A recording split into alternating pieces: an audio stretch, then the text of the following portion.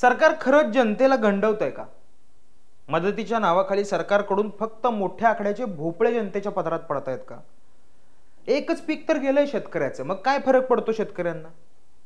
एवढी मोठी मदत मिळत असताना देखील शेतकऱ्यांना मात्र कर्जमाफीच का हवी? या आणि अशा अनेक चर्चा गेल्या 4 महिन्यांपासून महाराष्ट्रात सुरू असलेल्या आपल्याला बघायला मिळतात. आता याचं कारण म्हणजे जून ते सप्टेंबर दरम्यान झालेल्या पावसामुळे महाराष्ट्रात पूर परिस्थिती निर्माण झाली होती आणि याच पुरामुळे महाराष्ट्रातील बहुतेक जिल्ह्यांमध्ये शेतीचं मोठ्या प्रमाणावर नुकसान झालं. यानंतर संबंध महाराष्ट्रातून यावर्षी ओला दुष्काळ जाहीर करण्यात यावा, त्याचबरोबर संपूर्ण पीक कर्जमाफी व्हावी, त्याचबरोबर योग्य ती नुकसान भरपाई मिळावी, या व अशा अजून काही मागण्या शेतकरी वर्गाकडून आणि शेतकरी नेत्यांकडून सरकारकडे करण्यात आल्या. अर्थातच सरकारचं देखील त्यावर स्वतःचं असं एक मत होतं जे की शेतकऱ्यांच्या मतापेक्षा भिन्न होतं आणि यातूनच महाराष्ट्रात एक नवा वाद निर्माण झालेला आपल्याला बघायला मिळतोय. नमस्कार, माझी चावडी या यूट्यूब चॅनलवरती तुम्हा सर्वांचं सहर्ष स्वागत आहे. आणि आपल्या चावडीवरचा आपला आजचा जो विषय आहे तो म्हणजे यावर्षी महाराष्ट्रामध्ये पावसानं नुकसान झाल्यानंतर निर्माण झालेला शेतकरी आणि सरकार यांच्यामधील कर्जमाफीचा वाद. आता एकूणच यावर्षीची पूर परिस्थिती नेमकी कशा प्रकारे निर्माण झाली होती, यामध्ये कोणकोणत्या जिल्ह्यांना त्याचा फटका बसला, शेती व संसाधनांचं कशा प्रकारे नुकसान झालेलं बघायला मिळालं, यानंतर विरोधक आणि शेतकऱ्यांकडून झालेल्या मागण्या, त्यानंतर सरकारकडून आलेली प्रतिक्रिया आणि यातूनच निर्माण झालेले एकूण वाद, या सगळ्या मुद्द्यांची एक एक करून आपण माहिती घेऊयात. मंडळी, साधारणपणे मान्सूनचं वेळापत्रक जर आपण लक्षात घेतलं तर आपल्याला समजतं की दरवर्षी जूनच्या पहिल्या आठवड्यात महाराष्ट्रात नैऋत्य मान्सून दाखल होतो. आता यावर्षी मात्र 25 मेलाच म्हणजे दरवर्षीपेक्षा जवळजवळ 10 दिवस आधी महाराष्ट्रात मान्सूनचं आगमन झालं आणि यामुळे सगळेच जण चकित झाले. महाराष्ट्रात 10 दिवस आधी मान्सून हजर होणं ही गेल्या 35 वर्षातली सर्वात लवकर मान्सून येण्याची नोंद. इतकंच नाही तर याबरोबर यावर्षीच्या मान्सूननं त्याच्या आधीचे बरेचसे विक्रम देखील मोडलेले आपल्याला बघायला मिळतात. या काळात अचानक वादळी वारे, मुसळधार पाऊस आणि अवकाळी पावसानं अनेक भागांना तडाखा दिला. यातूनच मोठ्या प्रमाणावर शेतीचं, पिकांचं, पशुधनाचं, त्याचबरोबर स्थावर मालमत्तेचं नुकसान झालेलं बघायला मिळालं. ते नुकसान इतकं मोठं होतं की राज्यभरातील जवळजवळ 68.69 लाख हेक्टर क्षेत्रावर त्याचा परिणाम झालेला आपल्याला बघायला मिळाला. आता यामध्ये नुकसानाचं जर स्वरूप आपण बघायला गेलं तर आपल्याला समजतं की शेती आणि पिकांमध्ये सोयाबीन, तूर, उडीद, कापूस, ऊस या पिकांचं अनेक ठिकाणी मोठ्या प्रमाणावर नुकसान झालेलं, तर बहुतांश ठिकाणी पूर्णतः पीकच नष्ट झालेलं आपल्याला बघायला मिळालं. अनेक ठिकाणी तर पुरामुळे शेतीतील मातीच्या थरच्या थर वाहून गेलेल्या घटना देखील घडलेल्या आहेत. विहिरी आणि जलस्रोतांचा जर विचार केला तर अनेक बोरवेल्स, शेततळी ही गाळात गेलेली आहेत. त्याचबरोबर गाळ आणि उतारामुळे विहिरी देखील कोसळलेल्या आहेत आणि याचाच परिणाम म्हणून बहुतांश ठिकाणी पाणी यंत्रणा नष्ट झालेलं बघायला मिळतं. स्थावर मालमत्तेमध्ये 2025च्या अतिवृष्टीमुळे जवळजवळ 20,000 पेक्षा जास्त घरं, शेतवस्ती, त्याचबरोबर इतर बांधकामांचं नुकसान झालेलं आपल्याला बघायला मिळालं.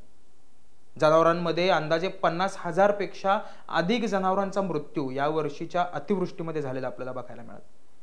त्याचबरोबर अतिवृष्टीमुळे चाऱ्याचा देखील गंभीर प्रश्न निर्माण झालेला आहे. आता यामध्ये मानवी हानीचा जर विचार केला तर आपल्याला असं समजतं की अतिवृष्टीच्या या तडाख्यामध्ये सुमारे 8 ते 9 जणांचा मृत्यू झाला.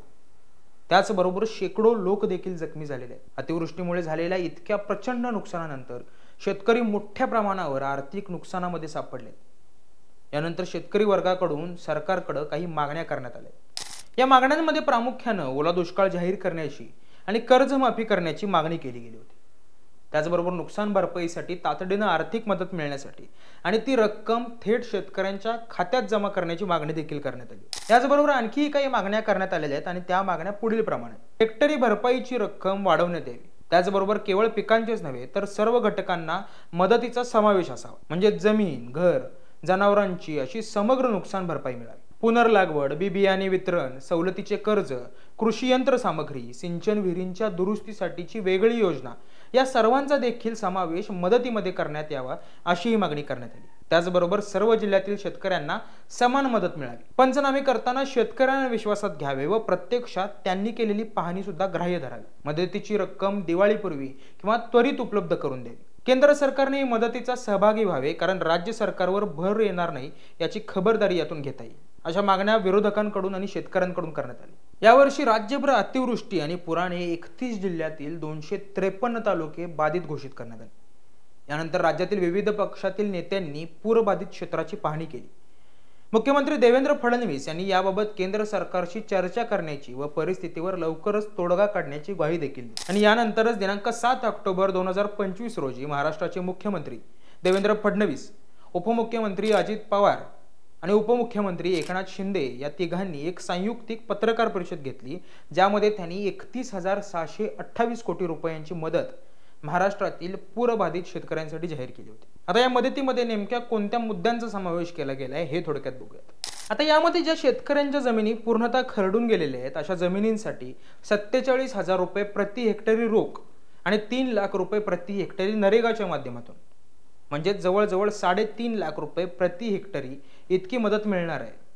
त्याचबरोबर पूर्णपणे नष्ट झालेल्या किंवा पडझड झालेल्या घरांना नवी घरं बांधण्यासाठी मदत करण्यात येणार आहे। प्रधानमंत्री आवास योजनेतील नवी घरं समजून त्यांना पूर्णपणे पैसे देऊन त्या घरांची निर्मिती केली जाईल। डोंगरी भागातील घरांना 10,000 रुपये जास्तीचे देऊन त्या घरांनाही मदत दिली जाईल। जिथं जिथं अंशतः घरांची पडझड झालेली आहे किंवा झोपड्यांची पडझड झालेली आहे त्यांनाही मदत केली जाईल। गायीच्या गोठ्यासाठी वेगळी मदत केली जाईल। त्याचबरोबर दुकानदारांचाही नुकसान झालेलं आहे आणि त्यांनाही 50,000 रुपयांपर्यंतची मदत केली जाईल। ज्यांचं दुभतं जनावराचं नुकसान झालं आहे अशा लोकांना 37,500 रुपये प्रति जनावर मदत करणार आहे। त्याचबरोबर NDRF मधील 3 जनावरांपर्यंतची मर्यादा काढून टाकण्यात आली आहे। जेवढ्या जनावरांचा मृत्यू झाला असेल त्या प्रत्येक जनावरासाठी सरकार नुकसान भरपाई देईल असंही यावेळी सांगण्यात आलं। त्याचबरोबर ओळखाम करणाऱ्या जनावरांसाठी देखील 32,000 रुपये प्रति जनावर नुकसान भरपाई दिली जाईल असं देखील सांगण्यात आलं।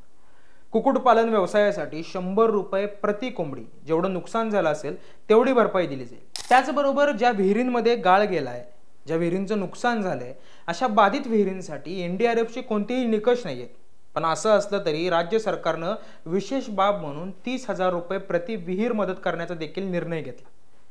यातूनच गाळ काढणं आणि विहीर सुस्थितीत आणणं हे काम केलं जाईल। याशिवाय अन्नधान्याच्या किट्सही दिल्या जातील।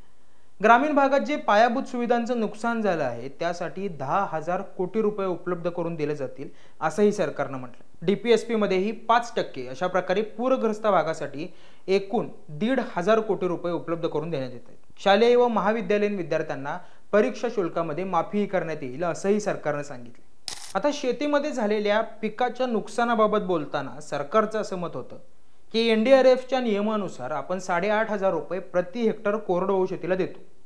त्याचबरोबर हंगामी बागायती शेतीला 17,000 रुपये प्रति हेक्टर आणि बागायती शेतीला 22,500 रुपये प्रति हेक्टर मदत करण्यात येते।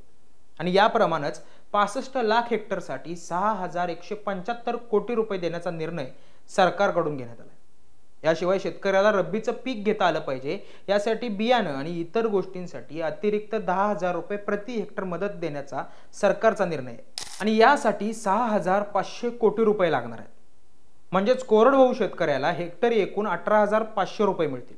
हंगामी बागायती शेतकऱ्याला 27,000 रुपये हेक्टरी मिळतील आणि बागायती शेतकऱ्याला 32,500 रुपये हेक्टरी देण्यात येतील। त्याचबरोबर सरकारनं 45 लाख शेतकऱ्यांचा विमा देखील उतरवला आहे।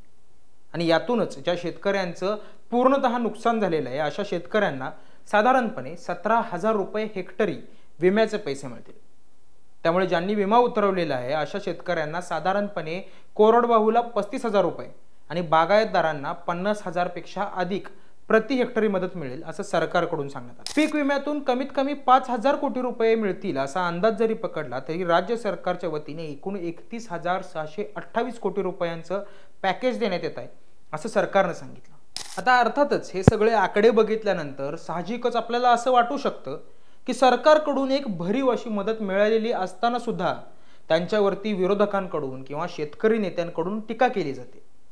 मग ज्याप्रमाणे आपण व्हिडिओच्या सुरुवातीला म्हणालो की खरंच हे सरकार फक्त जनतेची फसवणूक करतंय का किंवा मदतीच्या नावाखाली फक्त जनतेच्या पदरात मोठमोठ्या आकड्यांचे भोपळेच पडतायत का? आता या टीकेमागचं आणि या म्हणण्यामागचं नेमकं कारण काय आहे ते बघूयात। विरोधकांकडून सरकारवर अशी टीका करण्यात आली की सरकारने जे 31,628 कोटी रुपये मदत म्हणून घोषित केलेत त्यापैकी फक्त 6,500 कोटी हेच नवीन आहेत आणि उर्वरित रक्कम ही जुन्या योजनांमधीलच आहे। आता असं काय याचं कारण बघूयात। शेतकऱ्यांना खरडून गेलेल्या जमिनीसाठी 47,000 रुपयाची प्रति हेक्टर मदत मिळणार आहे आणि 3 लाख रुपयांची मदत ही मनरेगाच्या माध्यमातून मिळणार आहे। मग अशा वेळेस मनरेगाकडून मिळणारी रक्कम ही 31,000 कोटींमध्ये दाखवून जनतेची फसवणूक केली जाते असं विरोधकांचं मत आहे. त्याचबरोबर ज्यांच्या घरांची पडझड झालेली आहे किंवा घरांचं नुकसान झालेलं आहे अशा लोकांना प्रधानमंत्री आवास योजनेतून नवीन घर आहे असं समजून संपूर्ण मदत करण्यात येईल असं देखील सरकारकडून सांगण्यात आलं. मग अशा वेळी या योजनेतील 2.5 लाख रुपयेपर्यंतची रक्कम देखील 31,000 कोटींमध्येच पकडणं कितपत योग्य आहे असाही सवाल करण्यात आला. सरकारचं असं म्हणणं आहे की त्यांनी NDRFचा 2 हेक्टरचा नियम बदलून 3 हेक्टर पर्यंतच्या जमिनींना मदत करण्याचं ठरवलंय. परंतु ज्या शेतकऱ्यांचं क्षेत्र जास्त आहे अशांना मात्र तुलनेनं खूपच कमी मदत मिळणार आहे आणि याची मात्र कुठेच गंती नाहीये. मुख्यमंत्री देवेंद्र फडणवीस म्हणाले होते की 29 जिल्ह्यांमधील 253 तालुक्यांचा आम्ही सरसकट समावेश केलाय. परंतु वास्तविकता पाहायला गेलं तर शेतकऱ्यांना मिळणारी मदत मात्र सरसकट नाहीये. त्याच्यावरती मात्र निकष लावले. 65 मिलीमीटर पाऊस पडण्याची अट देखील आम्ही काढून टाकली असं देखील सरकारकडून सांगण्यात आलं होतं. मात्र दुसरीकडे जिल्ह्यांची वर्गवारी नुकसानीच्या टक्केवारीनुसार वेगवेगळी करण्यात आली आणि त्यानुसारच मदत मिळणार असल्याचं सांगण्यात आलं. म्हणजे या ठिकाणी शेतकऱ्यांची फसवणूकच होते असा देखील आरोप करण्यात आला. आता याचबरोबर ज्या शेतकऱ्यांचा पीक विमा उतरवण्यात आलाय अशा शेतकऱ्यांना पीक विम्याचे पैसे देखील मिळणार आहेत.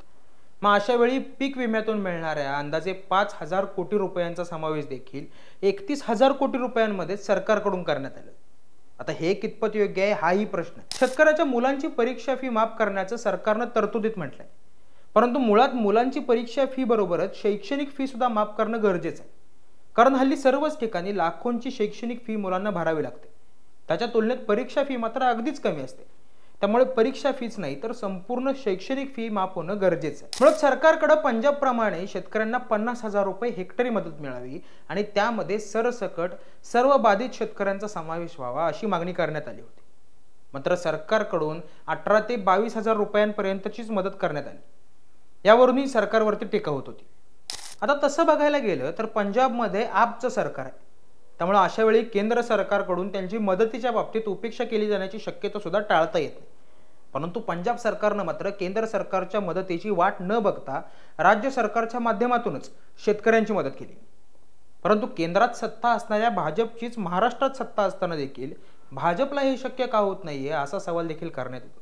बिहारमध्ये महिलांसाठी 10,000 कोटींची तात्काळ तरतूद करणारे केंद्र सरकार महाराष्ट्राच्या प्रश्नावर मात्र गप्प राहतं.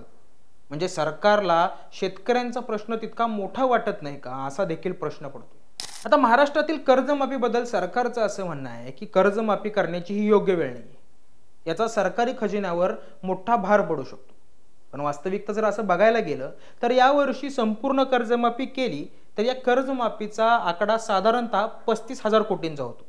आणि दुसरीकडं सरकारनं याच वर्षी लाडकी बहीण योजनेवरती खर्च केलेला आकडा जवळजवळ 43,000 कोटींचा आहे. म्हणजे स्वतःच्या राजकीय फायद्यासाठी सुरू केलेल्या योजनेला सुरू ठेवण्यासाठी सरकारकडे पैसा आहे, परंतु शेतकऱ्यांच्या कर्जमाफीसाठी नाही का असा प्रश्न उपस्थित केला जातो. आणि त्यामुळे या सर्व मुद्द्यांचा अभ्यास केल्यानंतर आपल्या असं लक्षात येतं की सरकारनं जरी 31,000 कोटींची मदत केली असली तरी शेतकऱ्यांवरती असलेला पीक कर्जाचा बोजा मात्र तसाच राहणार. निवडणुकीपूर्वी कर्जमाफी करू अशी आश्वासनं देणारं हे सरकार अजूनही कर्जमाफीबद्दल काहीच बोलत नाही. त्यांच्या मते कर्जमाफीची योग्य वेळ आलेली नाहीये. म्हणजे यापेक्षा नक्की किती वाईट वेळ येण्याची वाट सरकार बघते हाही प्रश्न आहेच. दरम्यान 2 दिवसांपूर्वी मुख्यमंत्री फडणवीस यांनी 30 जून 2026 पूर्वी कर्जमाफी करू असं आश्वासन दिलं. मात्र ज्या भाजप सरकारनं त्यांची कर्जमाफीची आश्वासनं मागच्या 2 पंचवार्षिकमध्ये सुद्धा पूर्ण केली नाहीत ती यावेळी पूर्ण करतील का असाही आरोप त्यांच्यावरती आहेच. आता या सर्व मुद्द्यांनंतर कदाचित काही लोकांना असं वाटू शकतं की दरवेळी सरकारला वेटीस धरणं किंवा भाजपला टार्गेट करणं कितपत योग्य, किंवा शेतकऱ्यांना एवढी मोठी मदत मिळाल्यानंतर सुद्धा त्यांना कर्जमाफीच का हवे. बरं एकच पीक तर गेले शेतकऱ्यांचं, मग काय फरक पडतो शेतकऱ्यांना. तर फरक पडतो. सरकारनं मंजूर केलेले 31,000 कोटींमधील सर्वच आकडे जर आपण बघितले तर आपल्याला हे नक्कीच समजू शकतं की या आकड्यांमधून किंवा शेतकऱ्यांना मिळालेल्या मदतीमधून शेतकऱ्यांचं पूर्ण नुकसान भरून निघणार नाही, तर त्यांना फक्त थोडासा हातभार लागणार. म्हणजे उदाहरणार्थ पिकांच्या नुकसानीसाठी शेतकऱ्यांना 17,000 ते 35,000 रुपये प्रति हेक्टर मिळणार आहे. पण खरंच आपण कधी विचार केलाय का की हेक्टरमध्ये 2.5 एकर शेती असते आणि यातील नुकसान हे फक्त 17 किंवा 35,000 मध्ये निघेल का भरून. सरकार दुभत्या जनावरांसाठी 27,000 रुपयांची मदत करणार आहे. परंतु जर जनावरांच्या बाजारात आपण कधी जाऊन बघितलं तर समजेल की जनावरांची किंमत ही 70 ते 80 हजार रुपयांपेक्षा जास्त आहे. ओढकाम करणाऱ्या जनावरांसाठी सरकार 22,000 रुपयांची मदत करते, परंतु ओढकाम करणारा हाच बैल बाजारात 50 ते 60 हजारांच्या खाली तर मिळत नाही. अर्थात ही 1-2 उदाहरणं झाली, परंतु अशी जर संपूर्ण आकडेवारी बघितली तर आपल्याला हेच समजेल की या नुकसान भरपाईमधून शेतकऱ्यांना फक्त थोडासा आधारच मिळणार आहे, आणि तो देखील जर कर्जाचे हप्ते भरण्यात जाणार असेल तर कर्जमाफी हा शेतकऱ्यांचा हक्क आहे असं मला वाटतं. खरं तर असं म्हणतात की सरकार दरबारी कागद आणि आकडे चालतात, पण कधीतरी आकड्यांच्या पलीकडे जाऊन याचाही विचार केला पाहिजे की ही अख्खी व्यवस्था माणसासाठी बनवली, आणि ही व्यवस्था टिकवण्यासाठी आधी माणूस जगला पाहिजे. याचं कारण म्हणजे याच व्हिडिओमध्ये नुकसानाचा आकडा बघताना जीवितहानीमध्ये आपण 8 ते 9 लोकांचा उल्लेख केला, जो की अतिवृष्टीमध्ये जीवितहानी झालेल्या लोकांचा सरकारी आकडा आहे. परंतु याच वर्षी जवळजवळ 800 शेतकऱ्यांनी आत्महत्या केली. त्या आकड्याची नोंद कुठेच दिसत नाही. त्याची दखल कोण घेणार? वसुदैव कुटुंबकमची संस्कृती असणारा आपला देश शेतकऱ्याला जगाचा पोशिंदा म्हणतो, पण हा जगाचा पोशिंदा जेव्हा अशा नैसर्गिक आपत्तींच्या कचाट्यात सापडतो तेव्हा त्याचं स्वतःच छोटंसं कुटुंब चालवण्यासाठी तो किती झगडतोय, तळमळतोय, याची लाखो जिवंत उदाहरणं आज महाराष्ट्रात आपल्याला बघायला मिळतात. अत्यंत असह्य परिस्थिती आज शेतकऱ्यांवरती ओढवली, आणि अशा वेळी त्यांचं पुनर्वसन करण्याबाबत राजकीय विचार, शासकीय आकडे, कर्जभार या सगळ्यांच्या पलीकडे जाऊन एक माणूस म्हणून आपण सर्वांनीच विचार करणं गरजेचं आहे, आणि सरकारनं देखील यातून योग्य तो मार्ग काढणं गरजेचं आहे. कदाचित काही लोकांना सदर व्हिडिओ सरकार विरोधी वाटू शकतो. अर्थात प्रत्येकाचे राजकीय विचार वेगवेगळे असतात, परंतु हा व्हिडिओ सरकार विरोधी नसून शेतकऱ्यांच्या बाजूने. हा व्हिडिओ तुम्हाला कसा वाटला हे आम्हाला कॉमेंट्सद्वारे नक्की कळवा. या कर्जमाफीबद्दलचे किंवा सरकारच्या भूमिकेबद्दलचे तुमची काय मत आहेत तेही आम्हाला कॉमेंट्समधून कळवा. हा व्हिडिओ जास्तीत जास्त लोकांपर्यंत शेअर करा, लाईक करा. चॅनलला जर तुम्ही सबस्क्राईब केलं नसेल तर नक्की सबस्क्राईब करा. आपल्या आजूबाजूच्या शेतकऱ्यांपर्यंत हा व्हिडिओ नक्की पोहोचवा. त्याचबरोबर बरेचदा आपल्या आजूबाजूला अशी काही लोक असतात ज्यांना अशी आंदोलनं, अशा मागण्या ह्या सरकार विरोधी वाटू शकतात. त्यांच्यापर्यंत देखील हा व्हिडिओ नक्की पोहोचवा. तुमची मतं आमच्यासाठी बहुमूल्य आहेत, त्यामुळे नक्की कमेंट करा. त्याचबरोबर अजून कोणत्या विषयावर तुम्हाला व्हिडिओ बघायला आवडतील तेही आम्हाला कॉमेंट्सद्वारे कळवा. धन्यवाद.